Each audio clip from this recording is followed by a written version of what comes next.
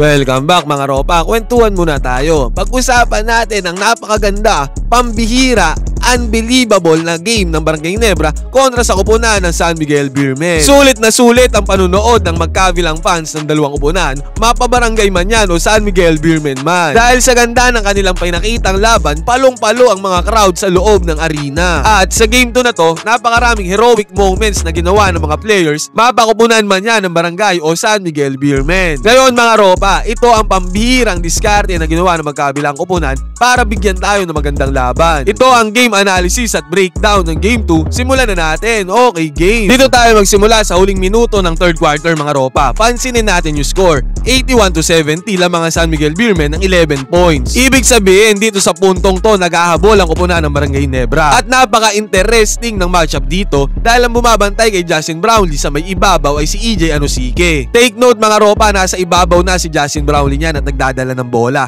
Pero ang bumabantay sa kanya, ang forward na si EJ Anosike na usually ang position ay nasa may ilalim o nasa paint. Tapos ang matchup naman dito ni Junmar Fajardo ay si Joe Deban. Man-to-man defense ang gamit na depensa dito ng San Miguel Beermen. At dito nga nag-aabol ang koponan ng Barangay Ginebra. At dahil si EJ Anosike din ang nagbabantay kay Justin Brownlee sa matchup na to, kaya madali lang iniwan ni JB32 ang depensa dyan ni EJ Anosike. Pansinin natin ang matchup na to mga ropa ay mismatch pagka nakadepensa si EJ Anosike sa ibabaw kay JB32. Kaya iniwan niya lang ang depensa dyan ni EJ Anosike. Nag-show naman ang depensa dito si Junmar Fajardo. Pero huli na ang lahat. Dahil teardrops ang ginawang tira dito ni Justin Brownlee, easy 2 points, basket is good. At the next play mga ropa, dahil nag-ahabol dito ang koponan ng Barangay Ginebra, nag-never say die mode na itong si Justin Brownlee. Take over mode siya dito para makahabol ang Barangay. At dito nga din sa play na to, sinubukan niyang tumira ng 3-pointer pero mintes. Pero grabe yung large pinto sa rebound. Biruin mo yon, siya pa ang nakakuha ng rebound sa naglalaki ang players doon sa may paint. At nag-end up pa to sa kamay ni JB32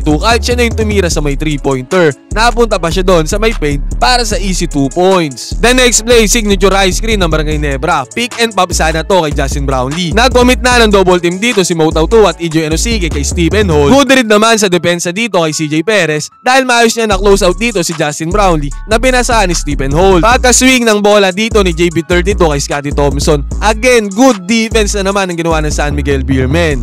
Good rotation ang ginawa ni Mo Tautua dito kay Scotty Thompson. Pagyangang naiwan ni Scotty Thompson dyan ang defense ni Mo Tautua. Pero dahil maagang nakapag-close out si Mo Tautua dito kay Scotty, kaya nakahabol siya dyan sa depensa. Ang ganda ng pagkakadikit dito ni Mo Tautua. Selyadong-selyado si Scotty Thompson. Talagang walang tirang magagawa. Pero ang nangyari dito, what an acrobatic shot para kay Scotty Thompson. Nagawan pa niya ng tira yon. Basket is good para kay Scotty. Fourth quarter na nga pala to mga ropa at unti-unti nang nakakahabol ang koponan ng Barangay. Pero itong si Terence Romeo ay mayroong ibang plano dahil pumukol siya dito ng 3-pointer para hindi tuluyang makadikit ang koponan ng Barangay. Usually mga ropa, pag si TR7 na ang may hawak ng bola, isolation play ang nangyayari. At dito nga isolation play ang kanyang ginawa at madali siyang nakakreate ng space para sa 3-pointer. Basket is good, easy money para kay TR7. Pero sa kabilang banda mga ropa, si Stephen Holt nakakuha ng mismatch dito kay Mo Tautua. Mismatch to kay Stephen Holt kaya nag-drive to the basket na siya. Pero pansinin natin ang ginawa ng San Miguel Beermen dito. Interesting yung defense sa kanilang ginawa. Dahil kahit bagyan na iwan na si Mo Tautua sa depensa dito, pansinin natin na hindi nag-close out dito yung San Miguel Beermen. Specifically ang depensa ni Jericho Cruz. Kayang-kaya nyo namang harangan dyan si Stephen Holt para sabayan. Pero tignan natin yung body language na dito. In-anticipate niya na makaipasa ni Stephen Holt ang bola kay Maverick Amnesia sa may 3-pointer sa corner. Mas kabado si Jericho Cruz na ma-kick out ni Stephen Holt yung bola sa 3-pointer compare sa makakuha ito ng 2 points sa layup. Dito sa galawan ng depensa na to, na-anticipate na ng San Miguel Beermen kung gaano kadelikado ang Barangay Ginebra sa 3-pointer. Regardless, nakakuha naman ang basket and na-foul dito si Stephen Holt. Pero grabe yung init ng Terence Romeo doon sa may kabila. Walang kabog-abog, nag-ambag na naman siya dyan ng 2-pointer para hindi maipadikit ang kalamangan ng Barangay Ginebra. Easy 2 points, mid-range shot again para kay TR7. At sumunod, nagmintes ang tira dito ni Stephen Holt sa may 3-pointer. Nag-agawan buko dyan sa may sahig kung kaya't napatingin ng mga players dyan ng San Miguel Beermen. Pag-angat ng bola, hindi nila namalayan na na-open si Stephen Holt dito sa may 3-pointer. Lahat kasi sila nakatingin doon sa may sahig sa nag-aagawan ng buko. Si Jericho Cruz sana pwedeng close out dito kay Stephen Holt, pero mas pinili niyang depensahan dito si Maverick Amnesia,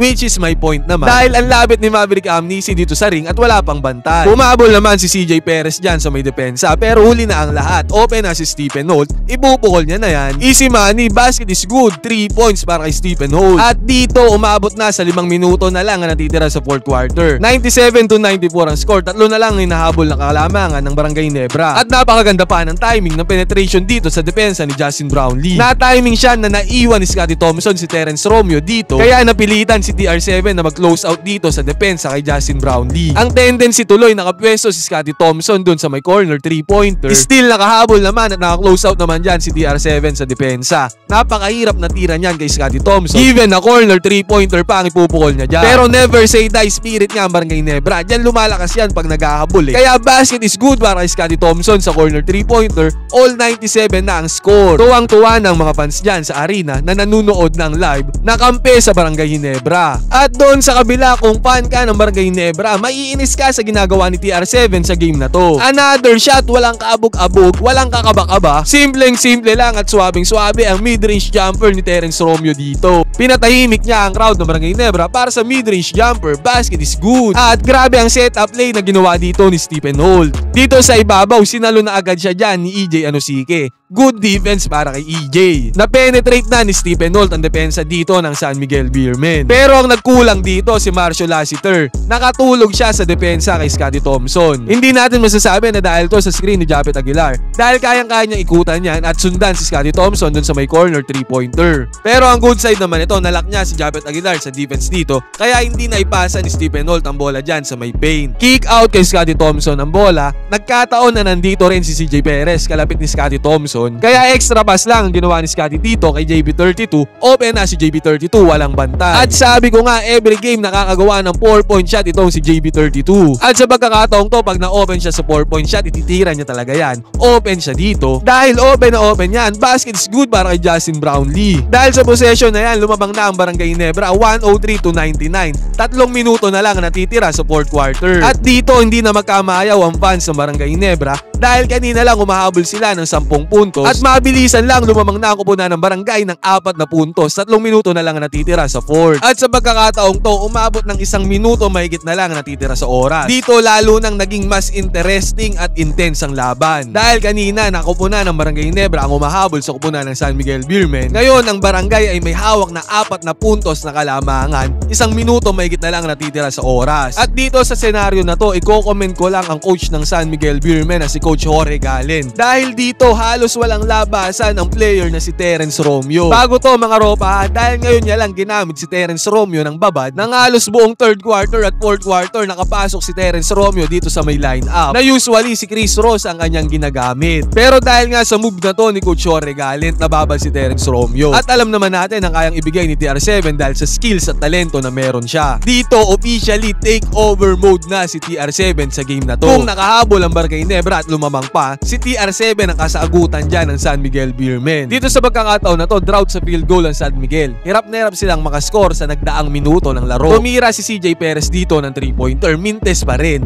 Pero nakuha pa rin ng SMB dyan ng bola at si TR7 na may hawak nito. At walang kabog-abog, tahimik na tahimik lang, nag-sneak in lang si TR7 dito. Hindi inaasahan ng Barangay Nebra na ititira niya dyan sa may 3-pointer ang bola. Wala ngang bumantay sa kanya dyan sa may 3 points. Makabasag pinggan ang tira na to ni TR7 sa may 3-pointer. Basket is good para sa kanya, easy money. At dahil sa 3-pointer na yan, isa na lang ang kalamangan ng Barangay Nebra. This time nakakuha pa ng stop ang SMB dun sa may kabilang banda. Kaya ang bola back to SMB na naman. Sa pagkakataong to, paggipit kay Junmar kumapit. Binigay nila ang bola dyan sa poste kay Junmar Pardo. Si JB32 medyo natulog sa depensa dito sa may ilalim. Siya ang bantay dyan kay EJ Anosike at hindi niya natinignan si EJ dito kung anong ginagawa nito. Nag-focus na lang siya dito sa gagawin ni Junmar Junmar Fajardo. Kaya ang tendency nakasimple si EJ Anosike na pwesto dito sa may ilalim ng ring at kitang-kita ni Junmar yan, kaya kinapitalize niya na pagkakataon ay pasa kay EJ ang bola. Close out ni Scottie Thompson at Japet Aguilar, pero grabe yung EJ Anosike dito. Binali ang tira para iwasan ang depensa ni Scottie Thompson at Japet Aguilar. Basket is good, 2 points para kay Anosike. At dahil sa play na to, ganun-ganun lang, nabaliktad na naman ang kalamangan.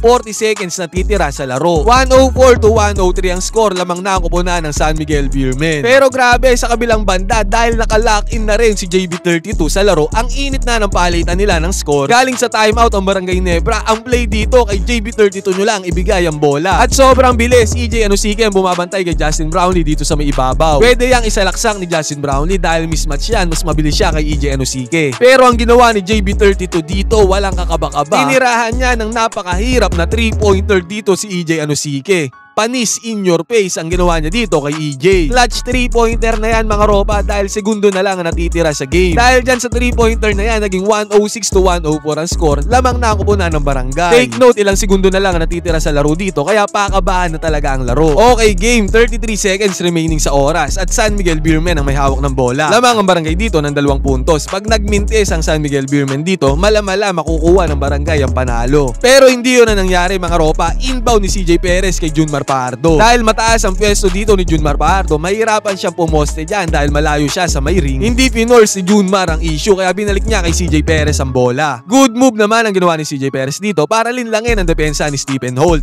Iwan si Stephen Holt dyan sa laksak ni CJ Perez. Parang sinaniba ni Dubler Jason Castro dito si CJ Perez. Ang bilis niya. Kung kaya't ganun-ganun lang, naitabla agad ng San Miguel Beermen ang score. Courtesy of CJ Perez, easy layup, clutch 2 points para sa kanya. At dito na tayo dumako sa bola ng Barangay Nebra. All 106 ang score. Segundo na lang natitira sa game. Paggipit kay JB32 kumapit. Ganun na naman ang nangyaring senaryo. Ibabaw na naman si JB32. At bumabantay na naman sa kanya dito si Anosike. Sabi ko nga, mismatch ang matchup na to. Pwedeng salaksakan ni Justin Brownlee ang depensa dito ni Anosike. At sobrang angat ni Justin Brownlee dyan at depensa din Anosike. Sobrang angat. Dahil mismatch nga, iniwanan lang ni JB32 ang depensa dito ni Anosike. Open lane para kay Justin Brownlee. Walang kahirap-hirap na penetrate niya ang depensa ng San Miguel Beermen hanggang makaabot siya sa may ring. Dahil dito, ang bilis rin ng 2 points ng Barangay Ginebra. Basket is good para kay Justin Brownlee, lamang ang kupunan ng Barangay. Another clutch 2 points na naman yan para sa Barangay. The next play, San Miguel Beermen ang may hawak ng bola. Dito na nangyari ang isa sa pinaka-best play na nangyari ngayong conference sa PBA. 108 to 106 ang score at ilang segundo na lang natitira, lamang ang kupunan ng Barangay Ginebra. Hindi nagkamali ang San Miguel Beermen dito na ibigay kay Terence Romeo ang bola. Nanggaling si Terence Romeo dito sa may ibabaw, kaya meron siyang sapat na buwelo para iwan ang depensa dito ni Maverick Amnisi. At ganun nga ang ginawa ni TR7 dito. Crinosoberan niya lang ang defense ni Maverick Amnisi,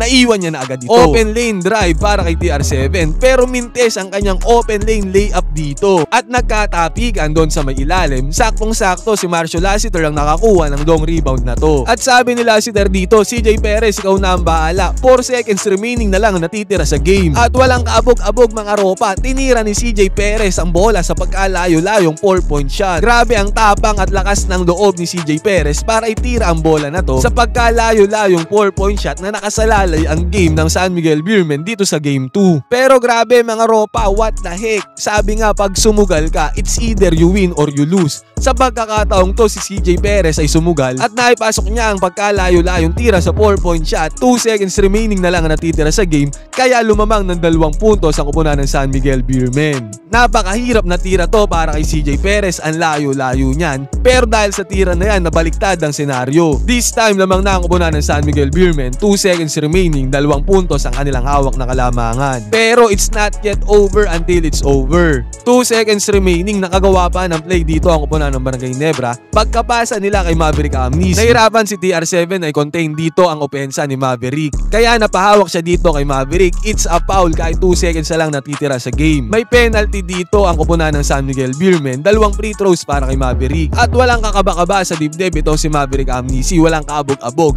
2 free throws ang kanyang ipinasok dito para itabla ang laban. Ang mga tao dito sa arena, si Coach Tim Cone at kahit si Jamie Malonzo ay kabang-kaba na dito sa senaryo na to. Dahil isang mintes na free throw lang ay talo na ang Ginebra sa game 2. Pero naipasok nga ni Maverick Amnisi ang kanyang 2 free throws, kaya ang ending nag-overtime ang game. Naging all 110 pa ang score, comeback sa comeback, palitan ng lamang. What a good game para sa dalawang kupunan na to. Take note, game 2 pa lang to ng best of 7 series mga ropa. Ngayon mga ropa, gagawa ako ng separate video doon sa may overtime. Masyado nang mahaba tong video natin. Anong masasabi nyo sa game na to ng Barangay Ginebra kontra sa kupunan ng San Miguel Beermen? Props sa dalawang team na to para sa pagpapakita ng magandang laban. Pwede kayong mag-comment dyan sa baba, magkwentuhan tayo.